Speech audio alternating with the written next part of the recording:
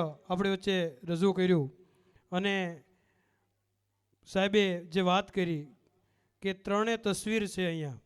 આજે આમ તો બલિદાન દિવસ છે અને ચંદ્રશેખર આઝાદ એમનું શહીદી અને એમની જ્યારે વાત કરવી હોય કે એ ફોટાઓ મૂક્યા છે એના માટે કહેવું હોય કે અરમાન જિંદગીના પૂરા થાય તો ઘણું છે અને એની જેવા એકાદ બે કામ આપણાથી સારા થાય તોય ઘણું છે.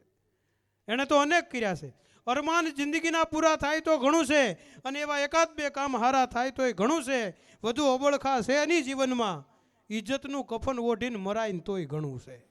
અરમાન જિંદગીના પૂરા થાય તો ઘણું છે. ઇજ્જત હોતું માણસ મરી જાય ને એ માણસના જીવનને પરિપૂર્ણ કહેવામાં આવે છે.